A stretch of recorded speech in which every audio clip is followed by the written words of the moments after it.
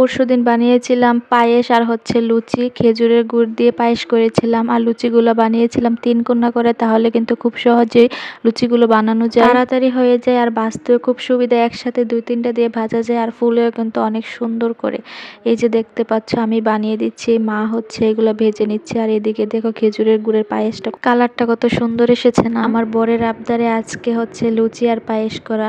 জানো তো আমার বর এমন একটা মানুষ, সে কখনো তুমি যদি তাকে লবণ দিয়ে ভাত খেতে দাও কখনোই বলবে না যে তুমি কেন ওকে লবণ দিয়ে ভাত খেতে দিয়েছো, সে সেটা দিয়ে খেয়ে নেবে। আমাদের বিয়ের 2 বছর হতে যাচ্ছে, এখন পর্যন্ত ও আমাকে কোনোদিনও বললো না যে খাবারে ভালো হয়নি, খাবারে লবণ বেশি হয়ে গেছে বা এরকম কিছু। যখন আমি খেতাম তখন দেখতাম ঠিকই লবণ কম বা বেশি হয়েছে, আমি যদি তাকে বলতাম তুমি তো বললে না, তখন বলতো তুমি যে আমার জন্য কষ্ট করে রান্না করেছো সেটাই তো অনেক। এই মানুষটা যদি কোনো কিছু আবদার করে তাহলে কি আমি সেটা না করে পারি? তোমরাই বলো তো। এই মানুষটা অনেক বেশি আগলে রাখে আমাকে। তোমরা সবাই আমাদের জন্য একটু আশীর্বাদ করো। তার মুখের হাসিটা বড্ড বেশি ভালোবাসি আমি, আর আমি তোমাকেও অনেক বেশি ভালোবাসি বাবাই। আমি জানি তুমি আমার সব ভিডিও দেখো আর এটাও দেখবা।